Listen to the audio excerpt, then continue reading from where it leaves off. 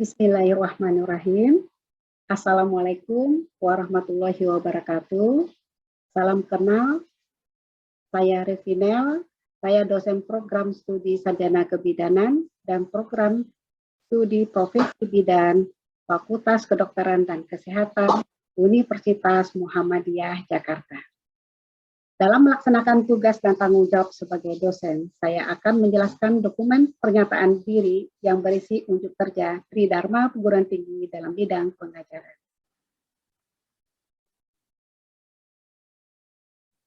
Sekilas tentang saya menjadi dosen tetap pada tahun 2018 di Prodi Profesi Bidang Fakultas Kedokteran dan Kesehatan Universitas Muhammadiyah. Dan juga saya mengampu beberapa mata kuliah, diantaranya mata kuliah Asuhan Kebidanan Neonatus, Bayi, Balita, dan Anak Prasekolah. Pendidikan formal yang sudah saya lalui, Magister Kebidanan, lulus tahun 2014 di Universitas Padjadjaran, Bandung. Adapun outline yang akan saya paparkan yaitu deskripsi mata kuliah, capaian pembelajaran, materi pembelajaran, sistem pembelajaran, metode pembelajaran, interaksi dosen dan mahasiswa, sistem penilaian, dan micro teaching. Saya akan menjelaskan untuk dokumen pembelajaran mata kuliah Asuhan Kebidanan Neonatus, Bayi, Balita, dan Anak Prasekolah. Deskripsi dari mata kuliah Neonatus, Bayi, Balita, dan Anak Prasekolah ini adalah memberikan asuhan kebidanan pada neonatus, bayi, balita, dan anak prasekolah dengan pendekatan manajemen kebidanan, tentunya didasari konsep-konsep, sikap, dan keterampilan, serta hasil evidence based dengan pokok bahasan asuhan kebidanan pada neonatus, bayi, balita, dan anak prasekolah. Mendeteksi dini dan rujukan pada neonatus, bayi, balita, dan anak prasekolah dengan masalah kesehatan, evidence based praktek dalam pelayanan kebidanan pada bayi baru lahir. Tentunya dapat melakukan dokumentasi asuhan kebidanan pada neonatus, bayi, balita, anak prasekolah. Untuk mata kuliah ini, beban SKS-nya 5 SKS dengan kode mata kuliah BDN 4401 ditempatkan pada mahasiswa semester 4 dengan prasyarat harus lulus mata kuliah asuhan kehamilan, asuhan kebidanan persalinan, dan BBL.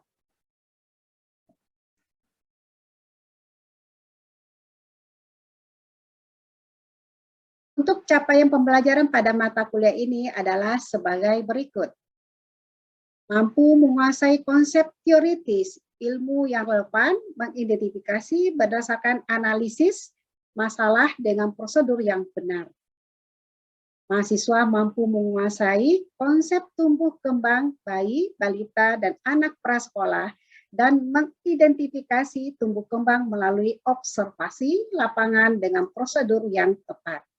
Mampu melakukan manajemen asuhan kebidanan secara sistematis, meliputi pengkajian, penegakan diagnosis kebidanan, mengidentifikasi masalah potensial, mengidentifikasi tindakan segera, menyusun perencanaan, mengimplementasikan, dan melakukan evaluasi berdasarkan clinical reasoning dan hasil kajian evidence based praktek secara profesional dan terintegrasi dengan nilai-nilai keislaman. Materi pembelajaran yang akan ditempuh adalah sebagai berikut. Lingkup asuhan neonatus, bayi, balita, dan anak prasekolah, adaptasi neonatus, bayi, balita, dan anak prasekolah, perlindungan anak terhadap hukum dan perundang-undangan, konsep tumbuh kembang, indikator pemantauan tumbuh kembang, pola asuh, bonding attachment orang tua dan bayi, kebutuhan nutrisi, kebutuhan imunisasi neonatus, bayi, balita, dan anak prasekolah, asuhan pada neonatus, komunikasi, evidence, pasien safety, sistem rujukan, dan dokumentasi. Pada sistem pembelajaran selama masa pandemi COVID-19, sistem pembelajaran dilaksanakan secara hibrid, di mana pembelajaran teori kami menggunakan secara daring lewat Zoom, Google Meet yang disediakan oleh e-learning UMJ dan menggunakan Classroom. Untuk pembelajaran praktek, kami melakukan di laboratorium kebidanan, yaitu dilaksanakan dengan cara dosen melakukan simulasi praktek sesuai dengan tujuan pembelajaran, menggunakan panduan daftar tirik dan pantun manikin. Setelah itu dilakukan simulasi oleh dosen, mahasiswa diminta melakukan satu persatu secara bergantian dan dibagi peran. Ada yang menjadi bidan, ada yang menjadi klien, ada yang menjadi observer. Mahasiswa diwajibkan latihan secara mandiri, dibantu dengan video pembelajaran yang sudah kami buat. Mahasiswa minimal 4 kali praktek secara mandiri di laboratorium bersama teman-teman kelompoknya yang sudah dibagikan dengan bukti daftar hadir yang ditandatangani oleh petugas laboratorium. Tujuannya agar mahasiswa mampu melakukan keterampilan secara mandiri di laboratorium dan sebagai syarat untuk mengikuti ujian praktek atau OSCE. Tentunya untuk evaluasi praktek laboratorium menggunakan metode OSCE.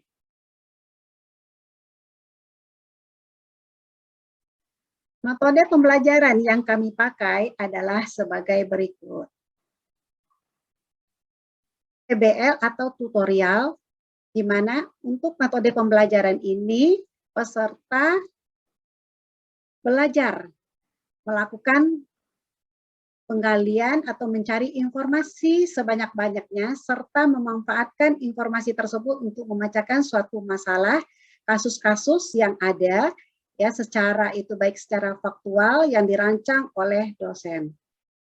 Sedangkan untuk tes studi atau refleksi di mana metode pembelajaran ini mahasiswa mempelajari kasus secara nyata atau kasus yang dirancang sedemikian rupa untuk memilih alternatif pemecahan masalah yang dianggap paling tepat berdasarkan pemahaman terhadap permasalahan, analisisnya, perbandingan alternatif pemecahan yang tersedia. Discovery learning, di mana mahasiswa belajar mencari, mengumpulkan, dan menyusun informasi yang ada untuk dapat mendeskripsikan suatu pengetahuan. Untuk SGD atau small group diskusi merupakan metode pembelajaran di mana peserta atau mahasiswa dapat mendiskusikan secara kritis dalam suatu kelompok kecil. Biasanya ini beranggotakan 4 atau sampai 5 orang mahasiswa untuk kemudian dapat dipresentasikan dan mendiskusikan di kelas atau forum yang lebih besar. Metode skill lab melalui metode simulasi dan demonstrasi di mana mahasiswa mempelajari dan menjalankan suatu peran yang ditugaskan kepadanya atau mempraktekkan atau mencoba berbagai model atau tata cara yang telah disiapkan di laboratorium.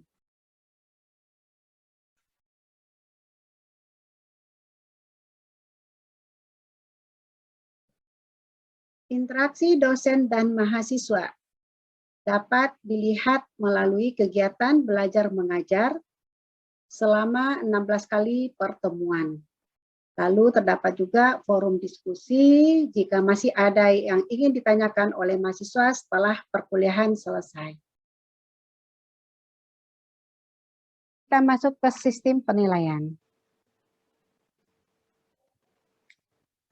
Untuk sistem penilaian, dalam proses pembelajaran adalah sebuah rangkaian kegiatan untuk dapat melihat atau dapat menganalisis dan menafsirkan data tentang proses pembelajaran mahasiswa. Adapun kriteria Terdapat beberapa kriteria penilaian, yaitu kuis, keaktifan, UTS, UAS, tugas individu, dan tugas kelompok. Bobot nilai untuk kuis 10%, untuk keaktifan 10%, UTS 30%, UAS 30%, tugas individu 10%, dan tugas kelompok 10%. Ini ada juga untuk keterangannya, ada nilai per individu dan juga nilai per kelompok. Total bobot nilai 100%.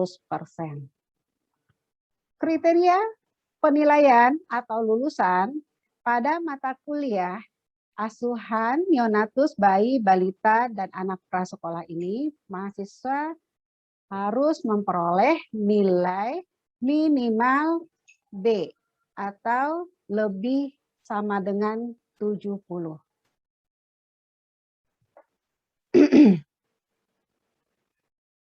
Ada beberapa referensi yang dapat digunakan pada mata kuliah ini adalah sebagai berikut.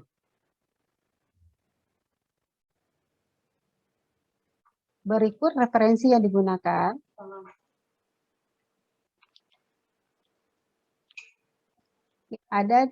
Ini ada 2 urut terakhir dari hasil jurnal penelitian dan juga ada modul asuhan neonatus, bayi, balita, dan anak prasekolah tahun 2019.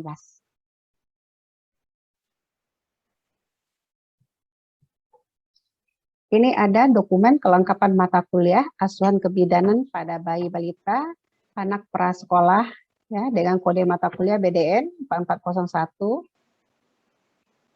daftar hadir, profil lulusan dan deskripsi lulusan,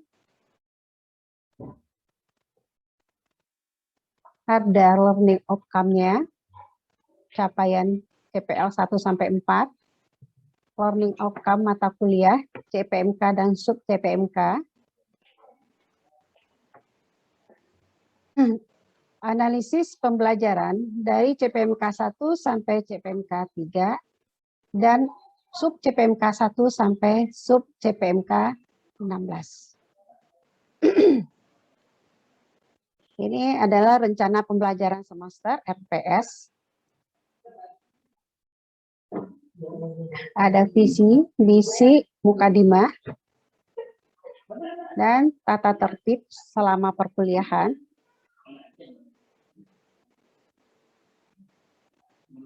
Capaian pembelajaran, rancangan tugas mahasiswa, rubrik penilaian, ini ada rubrik penilaian, bobot nilai,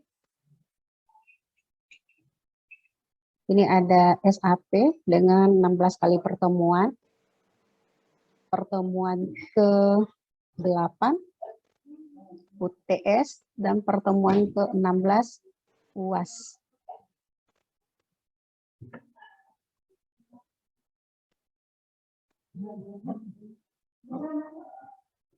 Ada kontrak perkuliahan pada mahasiswa sebelum mulai pembelajaran. Berikutnya kita akan masuk kepada micro teaching, yaitu kuliah langsung praktek di laboratorium kebidanan FKK UMJ. Kita akan memperagakan, saya akan mendemonstrasikan langkah demi langkah, ya sesuai rujukan dengan daftar unit yang kalian pelajari. Adapun alat-alat yang akan dibutuhkan dalam keterampilan pemberian imunisasi vaksin BCG, yang pertama di dalam bak instrumen ada handstring bersih, ada sput 1 cc, dan juga ada ini sput yang 5 cc 5 ml, dan juga ada bak instrumen kapas DTT, dan juga ada pipet ya untuk penyaring polio. Adapun vaksinnya sendiri kita tempatkan di termos es ya. Coba kita lihat, kita buka dulu ya dalam keadaan suhunya dingin. Ini ada vaksin BCG ya. Harus kita lihat dulu ya kondisi vaksinnya apakah dalam kondisi baik atau tidak. Namanya di sini vaksin via monitornya, warnanya ini terang ya. Kalau seandainya warnanya berubah, berarti itu tidak boleh diberikan. Dan juga ada vaksin polio. Vaksin polio tentunya ini ada nanti pelarutnya untuk BCG juga, ya. Dan juga ada ya ini untuk pipet pemberian vaksin polio. Nah, setelah itu kita nanti ya menyampaikan atau bengkok ya, terus persiapan untuk APD, dan juga ini kita persiapkan safety box, dan juga klorin, larutan klorin dan DPT, dan juga tempat sampah ya, baik tempat sampah non infeksius dan infeksius. Nah, inilah alat-alat yang akan kita gunakan selama mempraktekkan pemberian vaksin BCG dan polio. Kita langsung eksekusi. Assalamualaikum Bu Bida. Ibu Mary, silakan masuk Ibu. Iya Ibu, terima kasih. Aduh, gimana bayinya sehat? Alhamdulillah Ibu sehat. Sekarang sudah 1 bulan ya? Iya Ibu. Sekarang mau imunisasi BCG. Bagaimana ASI ya? Banyak Bu, alhamdulillah. Kayaknya pintar. Iya udah, kan udah diajarin ya. Bayinya.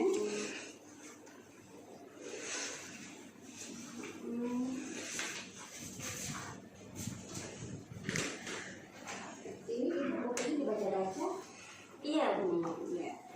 Ini ada catatan imunisasi ya. Kalau bayinya sekarang ini sudah waktunya imunisasi BCG sama polio. Iya ya. Itu ya, kita siapkan dulu ya alatnya. Tapi sebelumnya ada keluhan bayinya? Enggak ada sih Bu. Sehat aja ya. Iya. Nanti kita timbang, kita periksa dulu. Nanti kalau kita berikan vaksin BCG.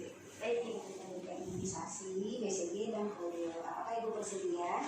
Bersedia Bu Bida. Bersedia, nanti Ibu bisa nanti menandatangani ya untuk prosedurnya, nanti akan diingat sama asisten saya. Baik Ibu. Ya.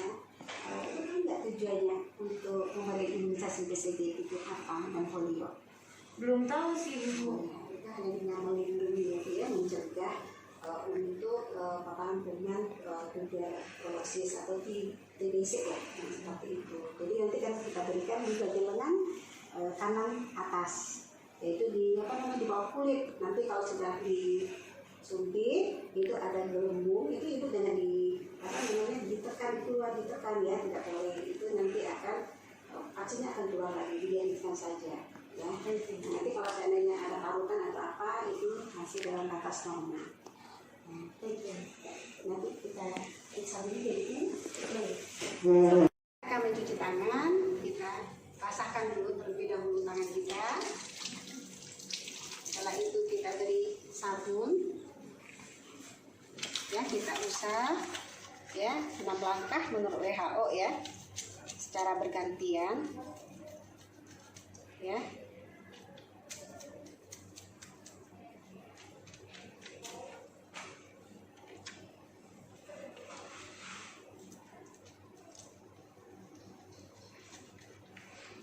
Lalu kita bilas di bawah air mengalir sampai bersih. Sampai bersih ya, sampai bersih sabunnya hilang. Setelah itu kita tutup kerannya. Lalu kita keringkan dengan handuk kecil ya.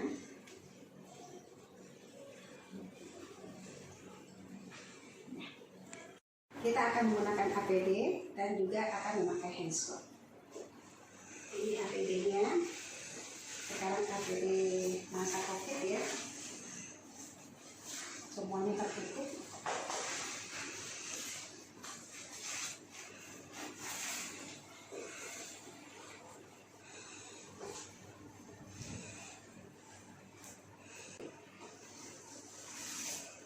Kita pasang handskot.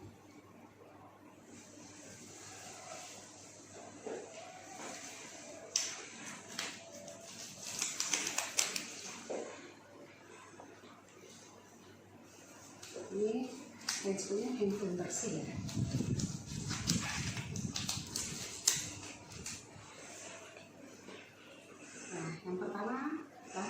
pertama kita akan memperkenalkan diri kepada pasien atau klien.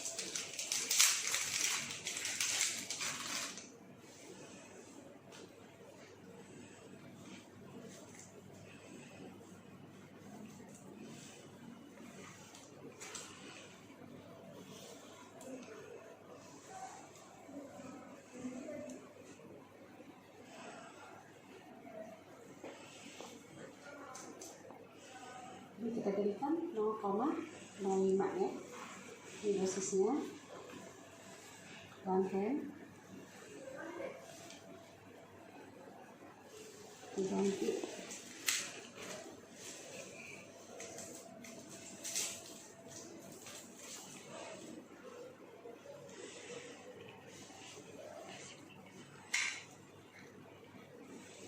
Ya, kita taruh di 14,10. Nanti ini untuk BCG, vaksin ini bisa digunakan 10 dosis, jadi untuk 10 anak juga bisa. Ya, jadi lama bertahannya setelah dilarutkan itu 6 jam. Oke, kita akan menyiapkan untuk BCG dan polio. Oke, kita siapkan obat polionya.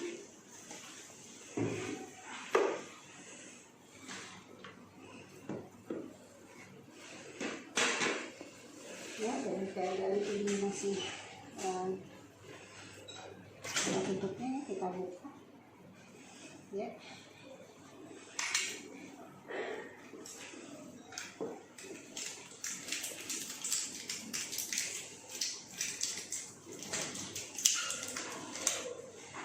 Ini kita tutupnya, tutup, kita pasang. Nah, jadi siap untuk diberikan. Untuk memulai keterampilan diawali dengan membaca doa Bismillahirrahmanirrahim. Sebelum kita untuk memberikan, kita usap dulu dengan kapas PPT ya, diberikan di lengan tangan pada bayi sehat.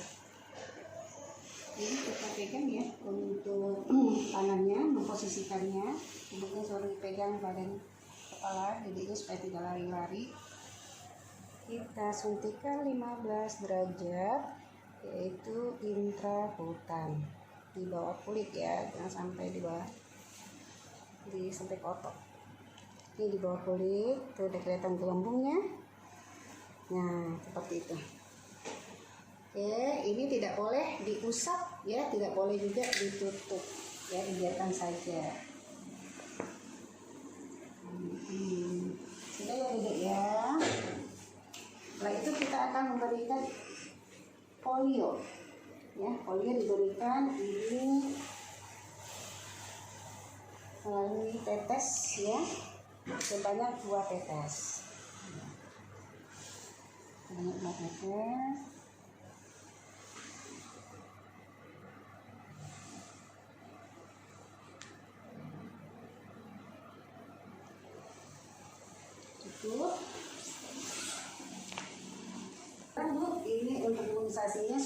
berikan. Nanti kalau adiknya di rumah agak rewel dikit atau demam, nanti kita akan berikan obat penurun panasnya utamanya Bu ya. Alhamdulillah. Semoga sehat ya Bu ya.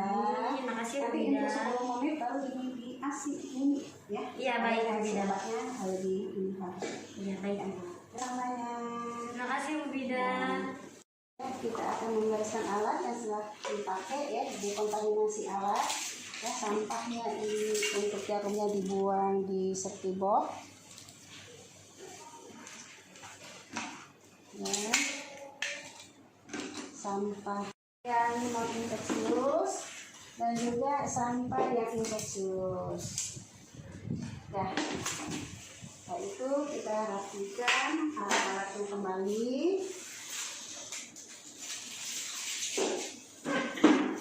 Kita akan cuci klorin, tangan di bawah klorin, buka,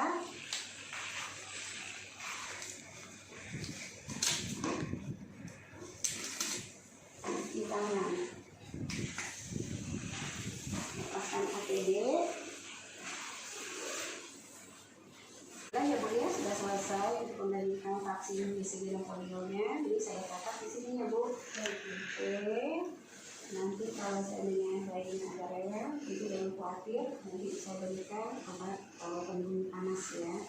Jadi yang pusat ya. Dan nanti itu kembali lagi nih dedeknya untuk imunisasi berikutnya umur 2 bulan. Ya, jadi imunisasinya DBP, HD, HIV 1 dan polio. Baik. Ibu, ini saya kembalikan ya, nanti kembalikan dulu lagi 1 bulan ke depan ya. Terima kasih ya. Ya, alhamdulillah sudah dapat kalian lihat tadi ya yang sudah Ibu peragakan dari tahap ke tahap ya. Semoga kalian bisa untuk melakukannya dengan latihan ya. Di dalam latihan itu minimal 4 kali kalian melakukan latihan secara mandiri ya. Adalah salah satu syarat nanti untuk kalian masuk ke ujian OSCE-nya. Oke. Ya. Oke, dipersilakan untuk melakukan agar Ibu lihat ya nanti dari data pendidik masing-masing. Dan ada yang ditanyakan nggak sampai di sini? Ada yang kurang jelas atau yang kurang mengerti? Saya juga lihat sudah paham sih Bu, alhamdulillah. Paham ya? Iya. Riri? Sudah Ibu. Sudah. Nanti mau Ada yang ditanyakan? sudah ya. Sudah Ibu. Sudah. Sudah. Kalau sudah bisa kalian praktekkan. Silakan. Saya yang boleh warapkan aja. Betul. Latihan ya. Benar dulu artinya. Selamat siang, saya Bidan Sri Supriyanti yang berjaga pada sore hari ini. Sebelumnya ini Ibu kunjungan ulang pada bayi Nyonya Riri ya. Setelah melakukan suntik HB0, sekarang akan dilakukan penyuntikan BCG dan juga polio 2. Tujuannya adalah untuk melindungi si bayi dari terpaparnya virus tuberkulosis atau yang biasa kita kenal dengan TBC. Sebelumnya apakah ada yang Ibu ingin tanyakan lagi? Iya Ibu. Ya ya, Ibu setuju dengan tindakan yang akan saya lakukan? Setuju Ibu. Silakan tanda tangan di sini ya Bu ya. Baik, sebelumnya saya akan mencuci tangan terlebih dahulu ya Bu ya. Baik Ibu. Mencuci tangan 6 langkah. Dari air mengalir